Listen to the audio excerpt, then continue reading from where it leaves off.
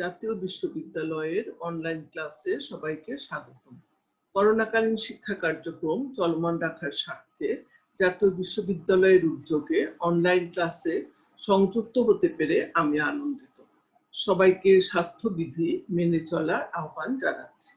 বিষয় উদ্ভিদ বিজ্ঞান বিভাগ, প্রোগ্রাম অনার্স তৃতীয় বর্ষ, কোর্স কোড 233001, কোর্সের নাম জিমনোস্পার্ম প্যালিওবটনি ও প্যালিনোলজি। লেকচারের শিরোনাম সাইকাসের জীবন ইতিহাস। আমি দিলাফরোজ বেগম, অধ্যাপক, লালমাটিয়া মহিলা কলেজ। আজকের কার্যক্রমটি আমি শুরু করতে যাচ্ছি। প্রথমে আমরা স্লাইডে যে উদ্ভিদের ছবিগুলো দেখতে পাচ্ছি সবই সাইকাস উদ্ভিদের ছবি। আর এখানে মোটামুটি একটা সাইকাসের বাগান বলা চলে।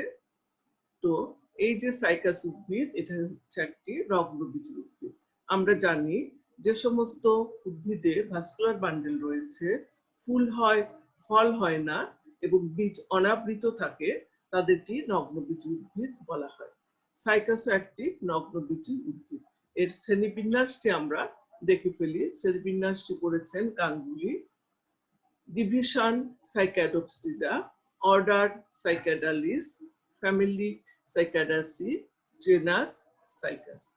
সাইক্যাডালিস বর্গের জীবিত যে সমস্ত গণ রয়েছে তার মধ্যে সাইকাসের বিস্তার সমস্ত পৃথিবীতে সবচেয়ে বেশি, অর্থাৎ পৃথিবীর বিভিন্ন অঞ্চলে সাইকাসকে পাওয়া যায়।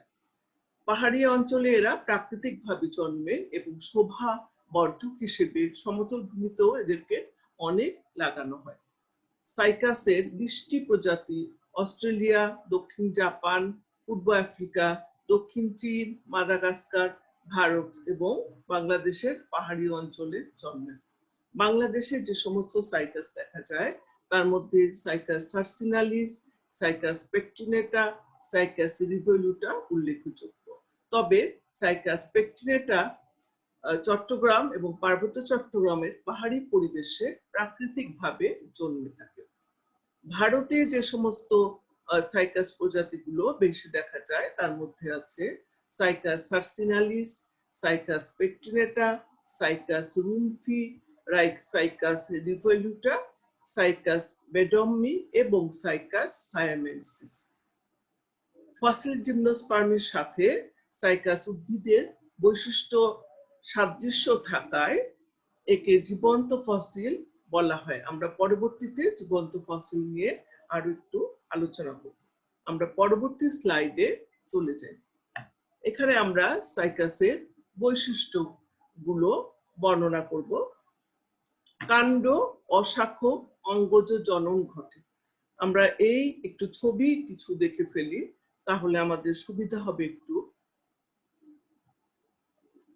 এখানে কি কাণ্ড অশাখক সাইকাসের এবং থামের মতো এবং কাণ্ড গাত্রে অনেকগুলো পত্র চিহ্ন রয়েছে, অর্থাৎ একটা সাইকাস উদ্ভিদের কাণ্ডে তার যতগুলো পাতা তার জীবন দশায় উৎপন্ন হয় সেই পাতাগুলো ঝরে গেলে পত্রবৃন্তগুলো স্থায়ীভাবে থেকে যায়।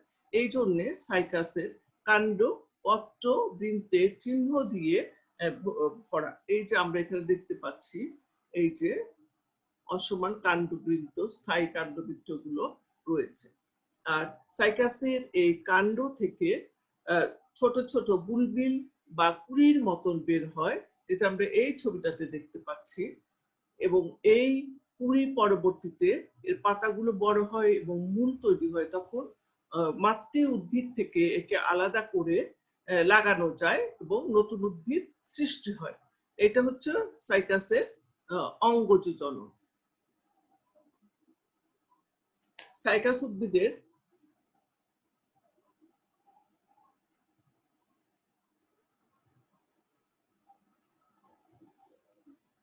সাইকাস উদ্ভিদের পল্লব দুই প্রকার, অর্থাৎ এর পাতা, এখানে দুই রকমের পাতা দেখা যায়। একটা হচ্ছে শালক সংশ্লেষণকারী যে যৌগিক পাতা আমরা দেখি সেটা, আর একটা হচ্ছে স্বল্পপত্র।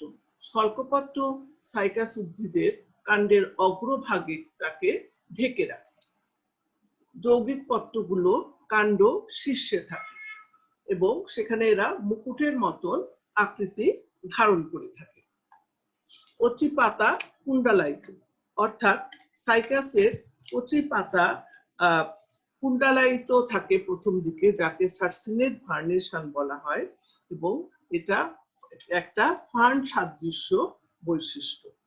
মূল প্রধান মূল, সাইকাসের মূল প্রধান মূল এবং মূল সুগঠিত হলে মূল থেকে শাখা মূল বের হয় এবং সেই মূল যখন মাটির সংস্পর্শে আসে তখন নস্টক এবং অ্যানাবিনা নামক নীলাভ সবুজ শৈবাল এর মধ্যে অ্যান্ডোফাইটিক হিসেবে বসবাস করে। ফলে মূলের স্বাভাবিক গঠনটা চেঞ্জ হয়ে যায় বা বদলে যায় এবং সেখানে দেখা যায় কোরালয়েড রুট। আমরা ছবিতে একটু দেখতে পারি, এই যেখানে কোরালয়েড রুট রয়েছে, এই যে, আর এই যে উপরে এটা হচ্ছে সার্সিনেট ভার্নেশন। এই পাতাগুলো পরবর্তীতে এরকম চওড়া আকার ধারণ করবে আর প্রতিটি পাতা একটি মাঝখানে একটি র্যাকিস রয়েছে, র্যাকিসটা কন্টাকিত এবং এই র্যাকিসের দুই পার্শ্বে জোড়ায় জোড়ায় পত্র থাকে। এই জোড়া 50 থেকে 100টি হতে পারে এবং এই পত্রগুলো চর্মবৎ এবং মসৃণ কিছুটা।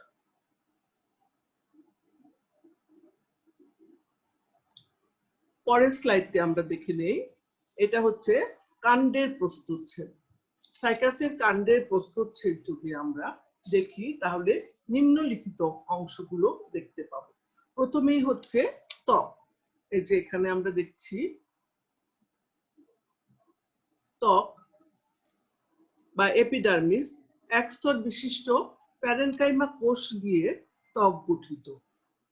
বহিঃপ্রাচীরটা বা এপিডার্মিসটা কিউটিকেল যুক্ত এবং এর কোষগুলি দৃঢ় এবং স্থায়ী পত্রমূল থাকায় অবিচ্ছিন্ন নয়, অর্থাৎ জায়গায় জায়গায় বিচ্ছিন্ন দেখা যাচ্ছে ত্বকটি। এরপরে আসি কর্টেক্স। কর্টেক্স বহুস্তর বিশিষ্ট পাতলা প্যারেনকাইমা দিয়ে গঠিত এবং মিউসিলেজ পূর্ণ গহ্বর দেখা যায়। এই যে এখানে মিউসিলেজ রয়েছে, এই যে মিউসিলেজ রয়েছে এবং কর্টেক্সটা মোটামুটি বেশ বড়। পরিণত কর্টেক্সের গৌণ বৃদ্ধি হয়। আমরা জানি সাইকাসের কাণ্ড বেশ মোটা এবং ব্যাসযুক্ত, কাজে এখানে গৌণ বৃদ্ধি হয়ে থাকে কাণ্ডে। এরপরে কাণ্ডের কর্টেক্সের পরে আসছে ভাস্কুলার বান্ডেল বা পরিবহন কলাগুচ্ছ। ভাস্কুলার বান্ডেল সাইফন স্টিলি ধরনের ক্ষুদ্র ক্ষুদ্র অনেকগুলো বান্ডেল রিং, এটা আমরা দেখতে পাচ্ছি এখানে ক্ষুদ্র ক্ষুদ্র অনেকগুলো বান্ডেল রিং এই যে অরীয় ভাবে সজ্জিত আছে। এর ভেতরের দিকে এই যে জাইলেম এবং বাইরের দিকে ফ্লোয়েম রয়েছে। তারপরে আছে মজ্জা বা পিত্ত এবং এই দুটো ভাস্কুলার বান্ডেলের মাঝখানে কিছু কোষ এরকম রের মতো বা রশ্মির মতো থাকে, যাদেরকে আমরা বলি মজ্জা রশ্মি।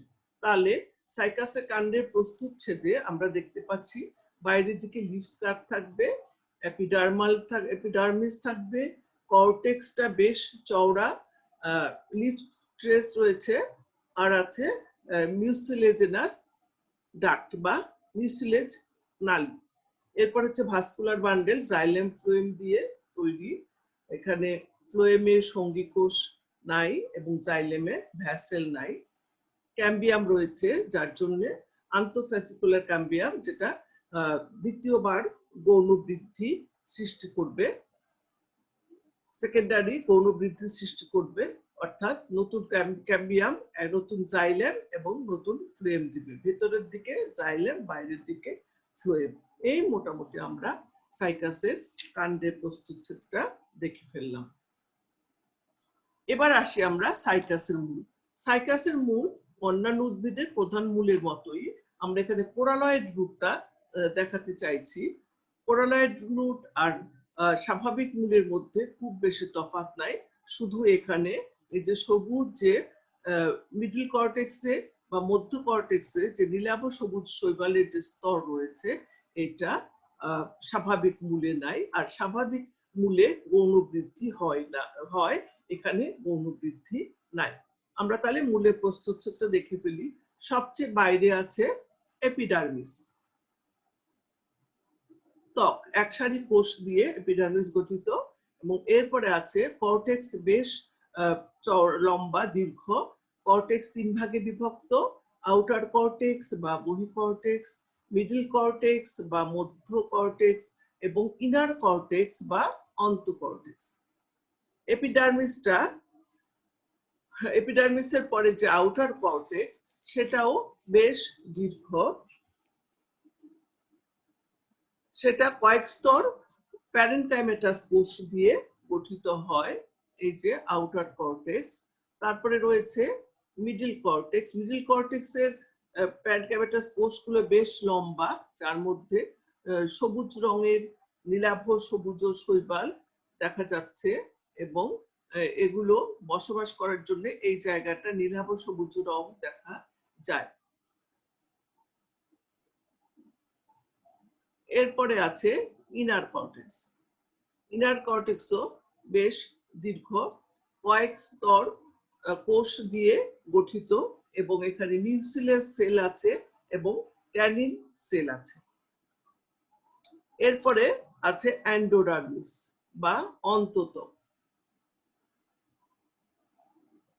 অন্তত্বকে ক্যাসপেডিয়ান স্ট্রিপ আছে। আমরা জানি লিগেনিন, সুবেরিন, ট্যানিন এই সমস্ত পদার্থ দিয়ে অন্তত্বকের কোষগুলো ঠাসা থাকে, এবং তাকে বলা হয় ক্যাসপেডিয়ান স্ট্রিপ। এরপরে আছে vascular bundle. Vascular bundle xylem এবং ফ্লোয়েম একান্তভাবে আছে, অডিওভাবে সজ্জিত, এবং মাঝখানে আছে পিত, আর পেরিসাইকেলও রয়েছে। পেরিসাইকেলের পরে হচ্ছে জাইলেম, ফ্লোয়েম। মোটামুটি এই হলো কোরালয়েড রুটের প্রস্থচ্ছেদে আমরা যা দেখলাম। এর পরের স্লাইডে আসি। এর পরের স্লাইড হচ্ছে সাইকাসের জনন। সাইকাসের জনন দুই রকম হতে পারে: অঙ্গজ জনন এবং যৌন জনন। উদ্ভিদের কাণ্ডে কিছু বুলবিল সৃষ্টি হয়, যারা প্রথমে স্বল্পপত্র দিয়ে ঢাকা থাকে, পরবর্তীতে পাতা এবং মূল তৈরি হয়, এবং সেই ছোট উদ্ভিদগুলোকে কাণ্ডগাত্র থেকে সরিয়ে নিয়ে আলাদা করে লাগানো হলে নতুন সাইকাস উদ্ভিদের জন্ম হয়। এটা হচ্ছে অঙ্গজ জনন। আর যৌন জননে পুংজননাঙ্গ আর স্ত্রী জননাঙ্গ আলাদা তৈরি হয়, এবং সাইকাস হচ্ছে ভিন্নবাসী উদ্ভিদ, অর্থাৎ স্ত্রী জননাঙ্গ স্ত্রী উদ্ভিদে এবং পুংজননাঙ্গ পুং উদ্ভিদে আলাদাভাবে তৈরি হয়। প্রথমে আমরা দেখে ফেলি সাইকাসের পুংজননাঙ্গ। এখানে একটা ছবি রয়েছে, এটা হচ্ছে সাইকাসের পুং স্ট্রবিলাস বা পুংজননাঙ্গ। এটা প্রায় 8 থেকে 10 ইঞ্চি দীর্ঘ হয়ে থাকে। পুংজননাঙ্গ সাইকাসের পাতার মাঝখানে অর্থাৎ অগ্রভাগে এককভাবে জন্মায়। অসংখ্য মাইক্রোস্পোরোফিল দিয়ে এই স্ট্রবিলাস গঠিত হয়, এবং এর একটি কেন্দ্রীয় অক্ষ আছে। এই কেন্দ্রীয় অক্ষের চারপাশে সর্পিল আকারে এই পুংরেণুস্পোরোফিল বা মাইক্রোস্পোরোফিল গুলো এই যে সাজানো আছে। আমরা পাশে যদি একটু দেখি, এখানে এই পুংরেণুস্পোরোফিল এর তিনটা অংশ, একটা অংশ একেবারে নিচের অংশটা দিয়ে লেগে থাকে কাণ্ডের সাথে। তারপরের যে অংশটা আছে এটা হচ্ছে মাইক্রোস্পোরাঞ্জিয়াম বহনকারী অংশ, এবং কতগুলো মাইক্রোস্পোরাঞ্জিয়াম একসাথে আবার সোরাস তৈরি করে। আমরা এই যে ডান দিকে সোরাসের ছবিগুলো দেখতে পাচ্ছি স্ট্রবিলাসের, এবং এই সোরাসের মধ্যে তাহলে থাকে মাইক্রোস্পোরাঞ্জিয়াম থাকে পুংস্পোরোফিলে। পুংস্পোরোফিল গুলো ঘন সন্নিবেশিত হয়ে তৈরি করে পুং স্ট্রবিলাস। এই গেল পুংজননাঙ্গ, বা আমরা উল্টাভাবে বলতে পারি পুংস্ট্রবিলাস থেকে পুংস্পোরোফিলের গায়ে থাকে হচ্ছে মাইক্রোস্পোরাঞ্জিয়া। অনেকগুলো মাইক্রোস্পোরাঞ্জিয়া মিলে আবার সোরাস তৈরি করে। পুংস্পোরোফিলের উপরের দিকে যে অংশটা থাকে তাকে বলা হয় অ্যাপোফাইসিস। এরপরে আসি আমরা স্ত্রী জননাঙ্গ। নিচের ছবিটা আমরা দেখছি, এটা হলো স্ত্রী জননাঙ্গের ছবি। সাইকাসের স্ত্রী রেণু পত্রগুলো একত্রে ঘন সন্নিবেশিত হয়ে কোণ তৈরি করে না। হ্যাঁ, তো পুং স্ট্রবিলাস আছে কিন্তু স্ত্রী স্ট্রবিলাস তৈরি করে না, কোণ তৈরি করে না, এরা আলগা ভাবে লেগে থাকে। এই যে আমরা ডান দিকে দেখতে পাচ্ছি মেগাস্পোরোফিল বা স্ত্রীরেণু পত্র, এর তিনটি অংশ। স্ত্রীরেণু পত্রের তিনটি অংশ, এই উপরের একটি অংশ, মাঝখানে ডিম্বকবাহী অংশ, নিচে বৃন্ত বা যেখানে লেগে থাকে এই একটা অংশ। তো উপরের অংশটাকে বলা হয় অ্যাপোফাইসিস, এটা সাপের ফনার মতন অনেকটা খণ্ডিত, আর এর গোড়ার দিকে লেগে থাকে হচ্ছে ডিম্বক। ডিম্বকগুলো কচি অবস্থায় সবুজ থাকে এবং পরিণত হলে কমলা বর্ণ ধারণ করে। এক একটা স্পোরোফিলে 4 থেকে 6টা বা 2টা ডিম্বক থাকলেও সবগুলো ডিম্বক কিন্তু নিষেকে অংশগ্রহণ করে না, অর্থাৎ একটা বা 2টা অংশগ্রহণ করে এবং বাকিগুলো ঝরে যায়। আর তাহলে প্রতিটি মেগাস্পোরেলে আমরা 3টা অংশ দেখতে পাচ্ছি, বৃন্ত, ডিম্বকবাহী অংশ এবং উপরের চ্যাপ্টা অংশ।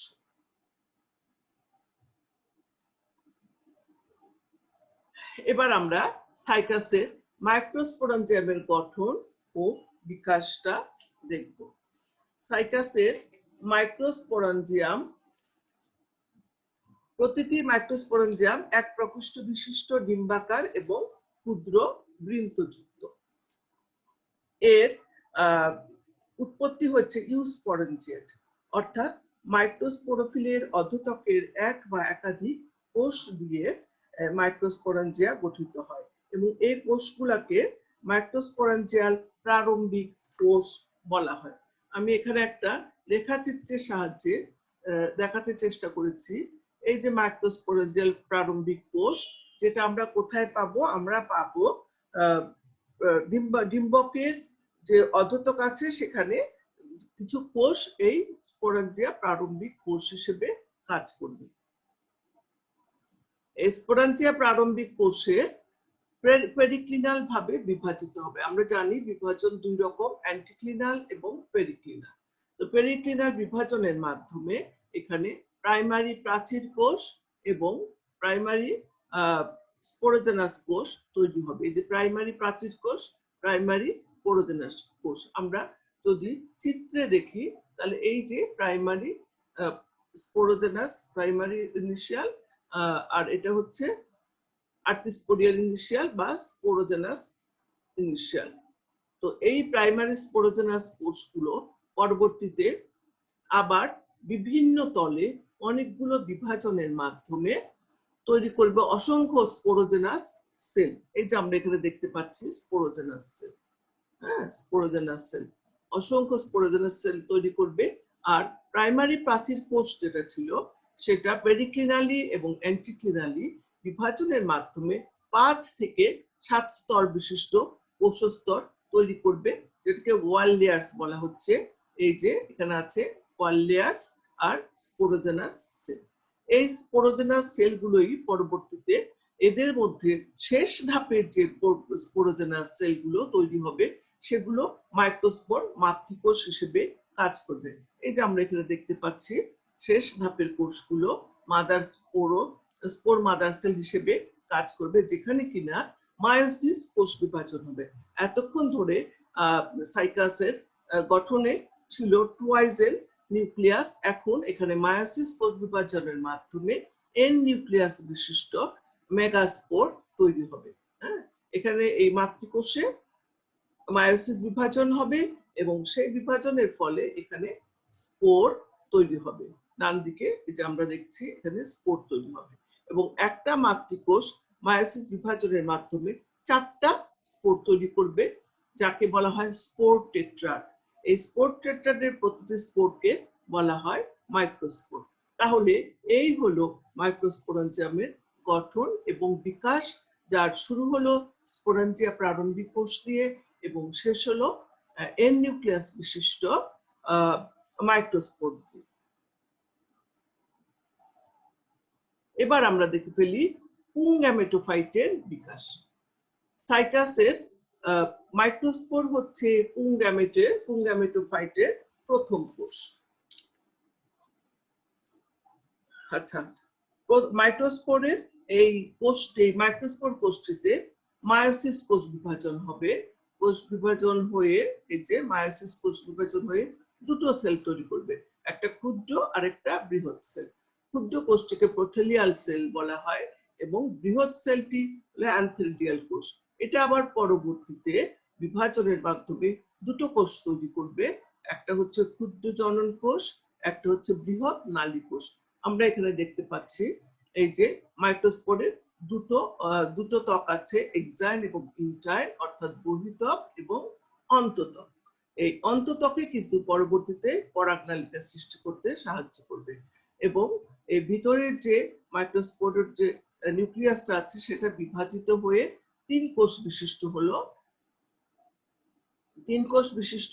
হলো কি generative cell, pollen tube cell এবং টিউব সেল আর প্রোথেলিয়াল সেল। এখন এই যে তিন কোষ বিশিষ্ট অবস্থায়, এই তিন কোষ বিশিষ্ট অবস্থায় মাইক্রোস্পোরে, এই ছবিটাতে তিন কোষ বিশিষ্ট আছে, অর্থাৎ কোষ তিনটা কি হচ্ছে ক্ষুদ্র জনন কোষ, বৃহৎ নালী কোষ এবং প্রোথেলিয়াল কোষ। এই তিন কোষ অবস্থায় মাইক্রোস্পোরটি স্পোরাঞ্জিয়াম ত্যাগ করবে, অর্থাৎ নির্গত হয়ে যাবে স্পোরাঞ্জিয়াম থেকে এবং এর পরবর্তী ধাপ বা সংগঠিত হবে ডিম্বকের পরাগ চেম্বারে বা পরাগ প্রকোষ্ঠে। তো এরপরে যে বৃন্তকোষ, এরপরে যে নালী কোষ এবং ক্ষুদ্র জনন কোষ তৈরি হলো, এই পরবর্তীতে এই ক্ষুদ্র জনন কোষ থেকে তৈরি হবে দুটো কোষ, বৃন্তকোষ এবং দেহকোষ। যা আমরা এখানে দেখতে পাচ্ছি স্টক সেল বা বৃন্তকোষ এবং দেহকোষ, এই যে বডি সেল তৈরি হচ্ছে। পরবর্তীতে আবার এই দেহকোষটা বিভাজিত হয়ে দুটো শুক্রাণু মাতৃকোষ তৈরি করবে, যারা পরবর্তীতে এই যেখানে শুক্রাণু তৈরি করছে। শুক্রাণু তৈরি হলেই পুং গ্যামেটোফাইটের বিকাশ শেষ হলো, অর্থাৎ এই শুক্রাণুই পরবর্তীতে ডিম্বাণুকে নিষিক্ত করবে এবং জাইগোট তৈরি হবে। এখানে শুক্রাণু দেখছি, সাইকাসের শুক্রাণুর অনেক সিলিয়া আছে, অনেকগুলো, এই যে সিলিয়া যুক্ত শুক্রাণু। এটা একটা প্রিমিটিভ ক্যারেক্টার বা আদি উদ্ভিদের চরিত্র। আচ্ছা, আমরা এরপরে এবার সাইকাসের মেগাস্পোরাঞ্জিয়ামের গঠনটা দেখে ফেলি। সাইকাসের ডিম্বক ঊর্ধ্বমুখী, আমরা এখানে ছবিতে একটু দেখতে পারি। ছবিতে এই যে মেগাস্পোরোফিলের গায়ে এই যে এটা একটু ঊর্ধ্বমুখী, উপরের দিকে, অর্থাৎ এর হচ্ছে ডিম্বক রন্ধ্র হচ্ছে এর উপরের দিকে আর ডিম্বক মূল হচ্ছে নিচের দিকে, এই জন্য একে বলা হয় ঊর্ধ্বমুখী। ডিম্বক ত্বক 3 স্তর বিশিষ্ট, অর্থাৎ ডিম্বক ত্বকে 3টা স্তর থাকে। আমরা পাশের যে ছবিটা সেটা একটা ম্যাচিউর ডিম্বকের ছবি, এখানে আমরা দেখতে পাচ্ছি ডিম্বকের 3টা স্তর হচ্ছে বহিঃস্থ রসালো স্তর, মধ্যস্থ কঠিন স্তর এবং অন্তঃস্থ রসালো স্তর। আমরা ছবিতে একটু দেখে ফেলি, এই যে এখানে সার্কোটেস্টা সবচেয়ে বাইরের স্তরটা, ইনার বান্ডেল, এই যে এটা হচ্ছে ভিতরের লেয়ারটা, আর এটা হচ্ছে সবচেয়ে এই 3টা স্তর। 3টা স্তরের মধ্যে বহিঃস্থ যে স্তরটা সেটা থাকে একেবারে বাইরে, আর অন্তঃস্থ রসালো কলা বা নিউসেলাস যেটা, এটা ডিম্বক ত্বকের চারদিকে সংযুক্ত থাকে। এখানে আমরা দেখছি এই যে ডিম্বক ত্বকের চারদিকে, কিন্তু উপরের দিকে কিছুটা ফাঁকা থাকে। নিউসেলাস হচ্ছে আসলে প্রধান স্তর মোটামুটি ডিম্বকের, এবং এই নিউসেলাস এই চারদিকে লাগানো থাকে, কিন্তু এই উপরের দিকে একটু ফাঁকা থাকে। এখানে পরাগ চেম্বার তৈরি হয় এবং এই নিউসেলাস কিছুটা বর্ধিত হয়ে এখানে নিউসেলার বিক তৈরি করে। মাইক্রোপাইলার বিক বা নিউসেলার যেই দিক দিয়ে পরাগটি ঢুকবে। হ্যাঁ, শুক্রাণু যে দিক দিয়ে পরাগ ঢুকবে, ঢুকে এখানে তার বিকাশ ঘটবে এবং শুক্রাণু পরবর্তীতে আর্কিগোনিয়াতে এসে ডিম্বাণুকে নিষিক্ত করবে।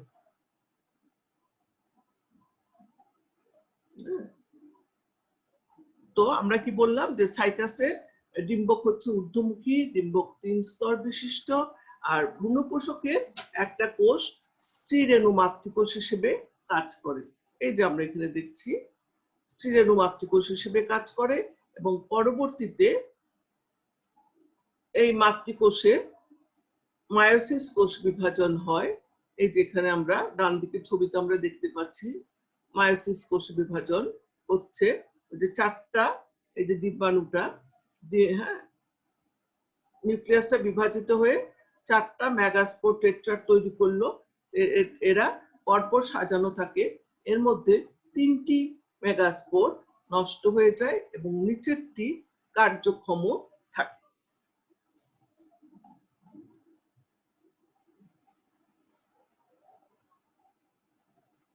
এবার আমরা দেখি সাইকাসের স্ত্রী গ্যামেটোফাইটের বিকাশ। মেগাস্পোর হচ্ছে সাইকাসের স্ত্রী গ্যামেটোফাইটের প্রথম কোষ। এই যে মেগাস্পোর, মেগাস্পোরটা একটু বড় হয়, আকারে বৃদ্ধিপ্রাপ্ত হয়, এর নিউক্লিয়াস বড় হয় এবং সাইটোপ্লাজম ঘন হয়।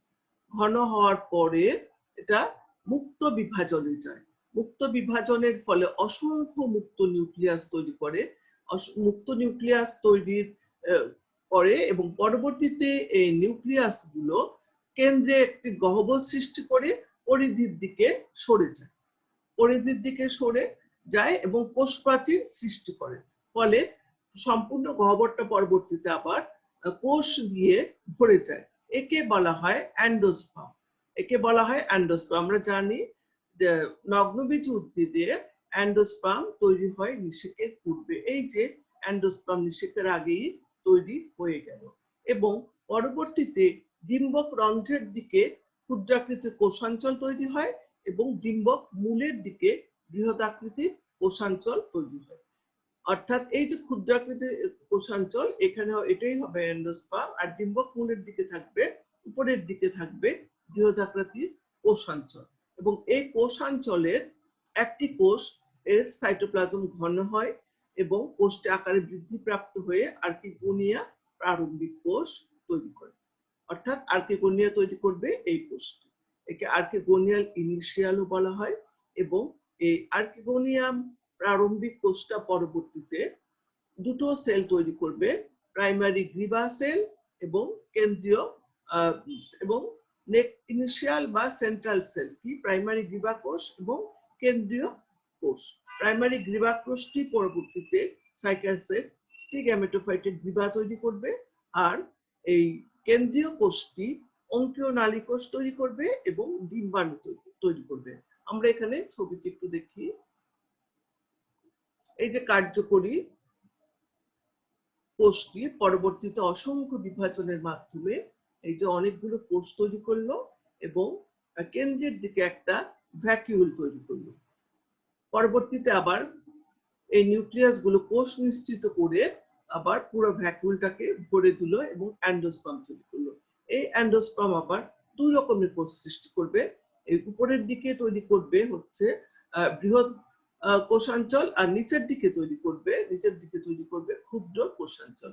বৃহৎ যে কোষাঞ্চল আছে উপরের দিকে, সেখান থেকে আর্কিগোনিয়া প্রারম্ভিক কোষ হিসেবে একটা কোষ কাজ করবে এবং এই কোষটি পরবর্তীতে বিভাজিত হয়ে প্রাইমারি গ্রিবা কোষ এবং প্রাইমারি কেন্দ্রীয় কোষ তৈরি করবে। গ্রিবা কোষটা পরবর্তীতে আর্কিগোনিয়ামের গ্রিবা এবং অঙ্কীয় কেন্দ্রীয় কোষটা বিভাজিত হয়ে তৈরি করবে অঙ্কীয় নালী কোষ এবং ডিম্বাণু। এই ডিম্বাণুটা তৈরি হলে আর্কিগোনিয়াটা তৈরি হয়ে গেল এবং পরবর্তীতে কি হবে, নিষেক এবং পরাগায়ন হবে এবং নিষেক হবে।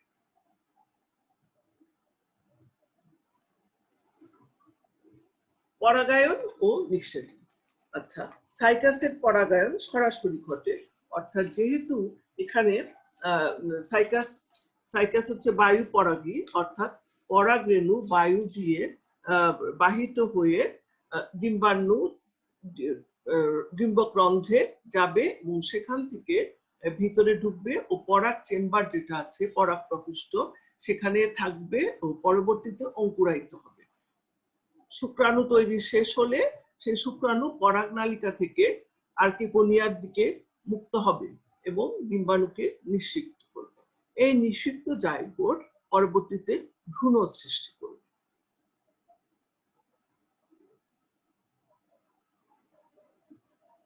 এবার আমরা সাইকাসের জীবন চক্রটা একটু দেখে ফেলি।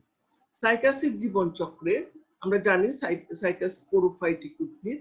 প্রথম গাছ হচ্ছে স্পোরোফাইট অর্থাৎ ট্রয়েজের নিউক্লিয়াস বিশিষ্ট, কিন্তু এর জীবন চক্রে গ্যামেটোফাইটিক অংশও আছে। তো আমরা দেখি সাইকাস উদ্ভিদ দুই রকম আমরা জানি, ভিন্নবাসী। পুং উদ্ভিদ, স্ত্রী উদ্ভিদ। পুং উদ্ভিদ থেকে তৈরি হলো পুংরেণু মঞ্জরি, এবং স্ত্রী উদ্ভিদ থেকে স্ত্রী জননাঙ্গ, এবং পুংরেণু মঞ্জরিতে আছে পুংরেণু পত্র, স্ত্রীরেণু পত্রে আছে স্ত্রীরেণু ডিম্বক আছে। আচ্ছা, ডিম্বক থেকে তৈরি হবে স্ত্রীরেণু মাতৃকোষ, আর পুংরেণু থেকে পরাগধানী হবে, পরাগধানী থেকে হবে পুংরেণু মাতৃকোষ। এই পর্যন্ত স্পোরোফাইটিক দশা, এবং এই মাতৃকোষেই মায়োসিস বিভাজনের পরেই শুরু হবে এন নিউক্লিয়াস বিশিষ্ট দশা, যেটা স্ত্রীরেণু, আর এখানে হচ্ছে পরাগরেণু। পরবর্তীতে স্ত্রীরেণু স্ত্রীলিঙ্গধর উদ্ভিদ তৈরি করবে, এবং পুংরেণু পুংলিঙ্গধর উদ্ভিদ তৈরি করবে। পুংলিঙ্গধর উদ্ভিদ থেকে শুক্রাণু তৈরি হবে, স্ত্রীলিঙ্গধর উদ্ভিদ থেকে ডিম্বাণু তৈরি হবে, এবং নিষেকের পরে জাইগোট তৈরি হবে, উস্পর তৈরি হবে, তারপরে উস্পর থেকে আবার উস্পর হচ্ছে ভ্রূণের পূর্বাবস্থা, এবং সেখান থেকে পরবর্তীতে আবার নতুন উদ্ভিদ তৈরি করবে। তাহলে দেখা যাচ্ছে সাইকাসের স্পোরোফাইটিক দশা অনেক বেশি, এবং গ্যামেটোফাইটিক দশা স্বল্প সময়ের জন্য। এইটুক হচ্ছে গ্যামেটোফাইটিক দশা, আর এইটুক হচ্ছে, পুরোটা হচ্ছে স্পোরোফাইটিক দশা। তাহলে আমরা সাইকাসের জীবন চক্রটাও দেখে ফেললাম। এবার আসি, এই যে সাইকাস আমরা এতক্ষণ ধরে পড়লাম, সাইকাস হচ্ছে জিমনোস্পার্মের প্রিমিটিভ জীবন্ত যে সমস্ত উদ্ভিদ আছে তার মধ্যে সবচেয়ে আদি উদ্ভিদ। কেন আদি উদ্ভিদ বলা হয় সাইকাসকে? এর কারণ হলো এর মধ্যে যে কিছু বৈশিষ্ট্য রয়েছে সেগুলো আদি উদ্ভিদের বৈশিষ্ট্য, অর্থাৎ ফার্নের ন্যায় বৈশিষ্ট্য বহন করে। প্রথমটা হচ্ছে ফার্নের ন্যায় বৃহৎ যৌগিক পত্র। আমরা দেখেছি সাইকাসের পাতা বৃহৎ যৌগিক পত্র, যেটা ফার্নের সাথে সাদৃশ্য। এরপরে কচি অবস্থায় এই পত্র কুণ্ডলায়িত থাকে, যাকে সার্সিনেট ভার্নিয়েশন বলা হয়, এবং এটাও একটা আদি চরিত্র। মাইক্রোস্পোরাঞ্জিয়াম গুলো সোরাস গঠন করে। আমরা জানি নিম্ন শ্রেণীর উদ্ভিদে সোরাস গঠিত হয়, এবং সাইকাসে আমরা পুংরেণু পত্রে সোরাস দেখেছি। 2 থেকে 4টা বা 5টা মাইক্রোস্পোরাঞ্জিয়াম নিয়ে এই সোরাস গঠিত হয়। আর্কিগোনিয়া উৎপন্ন হয়। সাইকাসে অ্যান্থ্রিডে উৎপন্ন হয় না, কিন্তু আর্কিগোনিয়া উৎপন্ন হয়। এটাও একটা প্রিমিটিভ বৈশিষ্ট্য, যেটা আমরা নিম্ন শ্রেণীর উদ্ভিদে দেখে থাকি। শুক্রাণু বহু ফ্ল্যাজিলা যুক্ত। আমরা দেখেছি সাইকাসে সচল শুক্রাণু, এটাও একটা প্রিমিটিভ বৈশিষ্ট্য। জাইলেমে ভ্যাসেল এবং ফ্লোয়েমে সঙ্গী কোষ অনুপস্থিত, অর্থাৎ উন্নত চরিত্রের উদ্ভিদে জাইলেমে ভ্যাসেল থাকে অন্যান্য উপাদানের সাথে, এবং ফ্লোয়েমেও অন্যান্য উপাদানের সাথে সঙ্গী কোষ থাকে, কিন্তু সাইকাসে ভ্যাসেলও নাই, ফ্লোয়েমে সঙ্গী কোষও নাই। এই বৈশিষ্ট্যগুলোর জন্য সাইকাসকে প্রিমিটিভ বলা হয় বা আদিম উদ্ভিদ বলা হয়। এবার আমরা আসি সাইকাসকে কেন জীবন্ত জীবাশ্ম বলা হয়। সাইকাটালিস বর্গের বেশ কিছু প্রজাতি বিলুপ্ত হয়ে গেছে, এবং তাদের মধ্যে সাইকাস বেঁচে আছে। আর এই বিলুপ্ত প্রজাতির সাথে সাইকাসের বৈশিষ্ট্যের যথেষ্ট সাদৃশ্য রয়েছে, যার জন্য সাইকাসকে জীবন্ত ফসিল বলা যায় বা বলা হয়ে থাকে। আর সাইকাস সাইক্যাডালিস বর্গের অন্তর্গত হলেও বিলুপ্ত যে সমস্ত উদ্ভিদ তাদের একটা বর্গ হচ্ছে সাইক্যাডোফিলিক্যালিস, আরেকটা বর্গ হচ্ছে বিনেটিটালিস, এবং এই বর্গ উভয় বর্গের সাথে জীবন্ত সাইকাসের বৈশিষ্ট্যের অনেক বেশি সাদৃশ্য দেখা যায়। এই কারণেও সাইকাসকে জীবন্ত ফসিল বলা হয়ে থাকে। সাইকাসের অর্থনৈতিক গুরুত্ব। সাইকাসের অর্থনৈতিক গুরুত্বের মধ্যে শোভাবর্ধনকারী উদ্ভিদ, নগ্নবীজী উদ্ভিদ, এটাই হচ্ছে বড় রকমের গুরুত্ব। তো এই সাইকাসকে শোভাবর্ধন করার জন্য বিভিন্ন স্থানে লাগানো হয়। আমরা জানি আমাদের দেশে অফিস আদালত প্রাঙ্গণে, বিভিন্ন প্রতিষ্ঠানে, তারপরে হচ্ছে রাস্তার ধারে সাইকাস উদ্ভিদ লাগানো হয়ে থাকে। খাদ্য হিসেবে কিছু কিছু সাইকাসের বীজ থেকে সাগু ও ময়দা তৈরি করা যায়। মদ শিল্পে সাইকাসের কাণ্ডের মজ্জা ব্যবহার করা হয়। আর তন্তু প্রস্তুতিতে সাইকাস রিভলিউটার তন্তু দিয়ে বিভিন্ন জিনিস উৎপন্ন করা হয়। মোটামুটি আমার ক্লাসটা শেষ হলো। তো এই ক্লাসটা করার জন্য আমি যে সমস্ত গ্রন্থাবলীর সহায়তা নিয়েছি সেগুলি হলো the gymnosperm, C Biswas and B M Jahuri, plant groups, H Mukherjee, গাছগাছালি, A K M Nurul Islam, gymnosperms ও পি শর্মা, জিমনোস্পার্ম প্যালিওবটনি ও পরাগরেণু জীবন কৃষ্ণ সাহা।